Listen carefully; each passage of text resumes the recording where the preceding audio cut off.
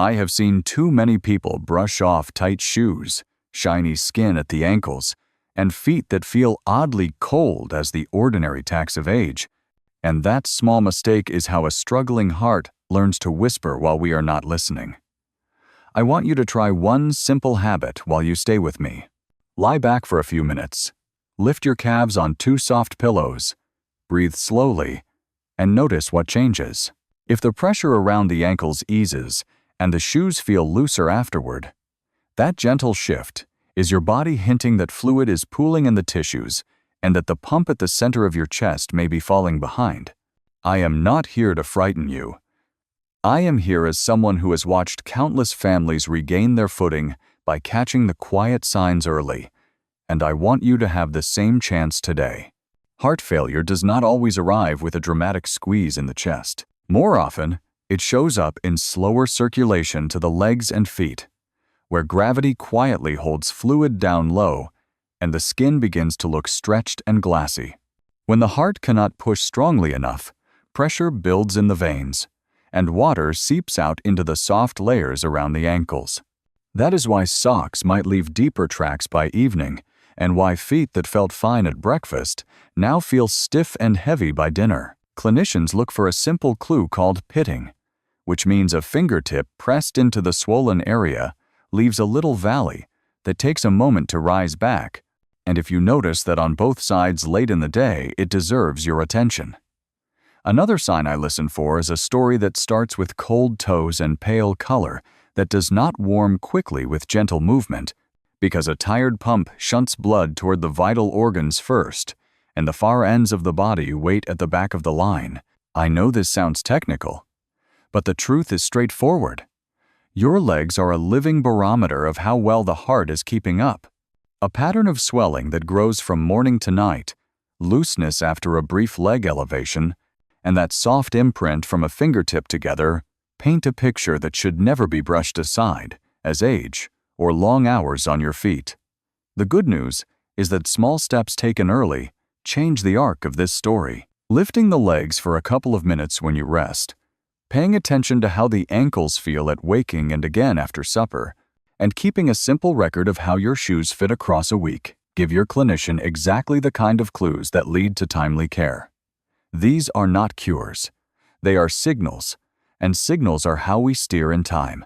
If you have already noticed 2 or 3 of these patterns, do not wait for them to pass on their own. Talk with your care team, because the difference between a manageable course and a crisis often comes down to noticing the quiet changes and acting while they are still gentle. I have spent a lifetime at the bedside, and I can tell you that early attention to the feet and ankles is one of the most humane ways to protect the heart, because it respects your daily life, and it respects the way the body tells the truth in small, repeatable ways. Tonight, let us start with that simple pillow test and a promise to look down before we look away, because the ground beneath your feet may be where your heart shows its first request for help, and answering that request early is what keeps you strong long before a crisis ever walks through the door. I know it can feel unsettling to hear that the first signals of a failing heart often hide in the feet, but let me assure you that knowledge is not meant to frighten, it is meant to equip. That is why I built this space, so none of us has to sort through the warnings alone. If you stay with me, I will walk you through 11 distinct signs that science has tied to early heart weakness, and I promise to explain them in everyday language you can carry into your own life tonight. Before we step into those signs, I need you to remember one important truth. What I share here is based on studies published in respected journals and on the lessons of decades at the bedside, yet it does not replace the personal guidance of your own clinician. Think of this as a compass, not the map itself. I want you to feel safe leaning in, knowing that what you hear is grounded and carefully checked. When you add your voice in the comments, even just by sharing where you are listening from, you are not only encouraging me to keep producing these lessons, you are also reminding someone across the world that they are not facing these changes alone. I have seen patients stand a little taller when they realized a stranger thousands of miles away was fighting the same fight. That sense of connection can be as healing as medicine itself.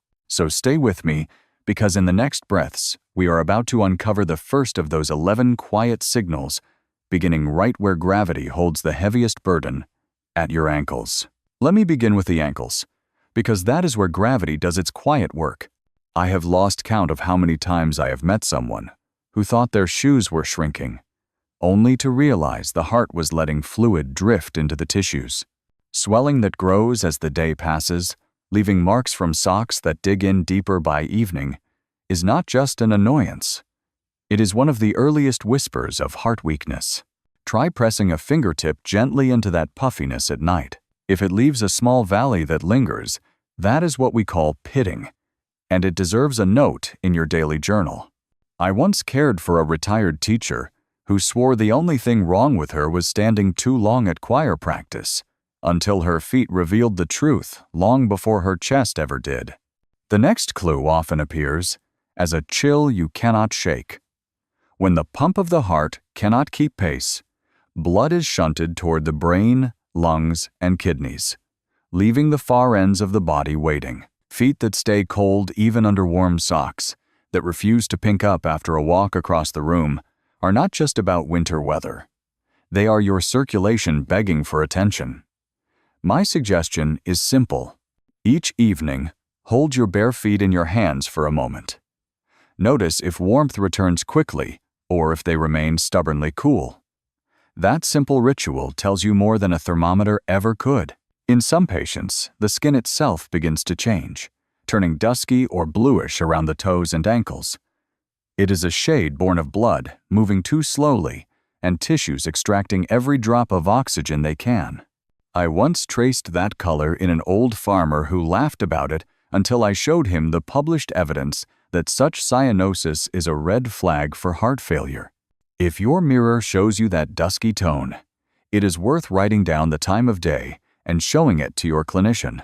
Another sign hides in the veins that snake up the legs. Varicose veins may already be there from years of standing, but when heart failure joins the picture, they worsen faster, pressing outward under the added pressure of blood that cannot move upstream. Watching those veins thicken over a single season should never be dismissed as vanity. Elevating the legs after supper and noting whether the pressure eases is a small step that can tell you if the burden is more than cosmetic. As evening falls, many people notice a strange urge to move the legs, a crawling sensation that makes rest impossible. This restless feeling often comes from fluid shifting back toward the core once you lie down. I remember one gentleman who could not watch the late news without pacing the living room, unaware that the fluid from his ankles was pressing on nerves and sparking the need to move. If you find yourself in that same cycle, try noting the exact time it begins each night, because that pattern is an invaluable clue.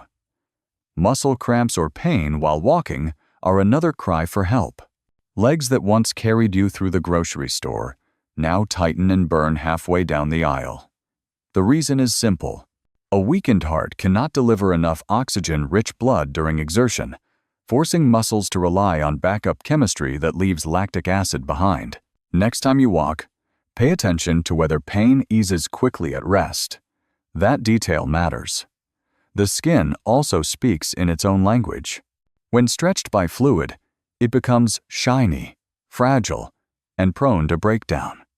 I often ask patients to compare the look of their lower legs in morning light versus late evening. If you see that glassy surface or notice that even a small scratch heals slowly, it is time to listen. Sores that linger on the feet or ankles are not mere inconveniences. They are proof that oxygen and nutrients are not reaching the tissues. I recall a woman whose tiny blister from new shoes took months to heal, a delay explained only by her failing circulation. If you recognize that in yourself, show it promptly. Numbness or tingling is another messenger. Fluid can compress small nerves in swollen tissue, or the lack of oxygen supply can cause nerves to misfire. Patients often describe it as pins and needles that do not go away. A simple way to track it is to note whether the sensation grows worse after a day on your feet.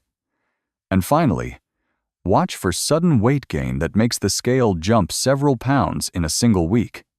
That is not fat. It is fluid. and it is a sign the heart is falling further behind. I counsel my patients to weigh themselves each morning after using the bathroom. When the number climbs more than 2 or 3 pounds in a few days, it is not vanity. It is a warning worth a phone call. These 11 signs may seem ordinary when taken alone, but together they sketch a picture that the heart is sending signals through the very ground you walk on each day. Most people expect the heart to announce its trouble with a crushing pain across the chest. Yet in my experience, the real warning often arrives in smaller, quieter changes that can be brushed off for months. That paradox is what makes them both dangerous and valuable. Dangerous because we dismiss them. Valuable because if we catch them, we can change the course of the story. I remember a man who swore he was fine because he had never felt chest pain. Even while his ankles swelled, his legs grew dusky, and the scale rose nearly 10 pounds in a week. By the time he came in, the diagnosis was clear, yet the window for gentler treatment had narrowed. I want you to avoid that path. The lesson is not to panic at every twinge or ache, but to pay attention to patterns: swelling that repeats, coldness that does not resolve, sores that refuse to heal, weight that climbs in days instead of years. These are not isolated inconveniences.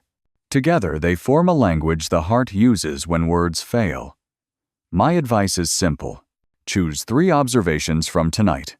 Perhaps how your socks fit, how warm your toes feel, and how the number on the scale shifts across the week. Write them down, once in the morning and once at night, and bring that record to your clinician. Those few lines of ink could shorten the path to answers that would otherwise take months. This is the difference early recognition makes. It turns a looming emergency into a manageable condition, a life shrinking into breathless fatigue, into a life preserved with strength. I have witnessed this transformation too many times to doubt it. Awareness is not a burden. It is a form of care you can give yourself before any prescription is written. And that is why I keep repeating this truth. Your heart does not always shout. More often it whispers through your legs and feet. Listening closely is not fear. It is respect for the organ that has carried you faithfully since before you were born. Your heart has been beating for you since the first moment of your life, never resting, never asking for thanks, carrying you through joy and grief, through long nights and busy days. When it begins to stumble, the most human response is not fear, but gratitude expressed through care. I have seen lives extended and dignity preserved, simply because someone chose to listen to the early whispers instead of waiting for the shout. If tonight you recognized yourself in more than one of the signs we walked through, I ask you not to push it aside. Make an appointment, bring the notes you have gathered, and give your clinician the chance to guide you. That single decision could be the turning point between decline and recovery. And remember, caring for your heart is not just about adding years to your life. It is about adding life to your years. If this conversation opened your eyes or gave you strength, let me know. Share your story in the comments. Tell me where you are listening from, because your voice may reach someone who is right now ignoring the same signals you just heard. If the message helped, pass it along to a friend or family member who may need it. And if you want more guidance like this, stay connected here, because I will keep bringing you the lessons that decades at the bedside have taught me. Together we can build a community where vigilance feels like companionship rather than fear. Your health is your greatest wealth, and the small choice to notice, to act, and to share may be the most valuable gift you ever give yourself and those you love.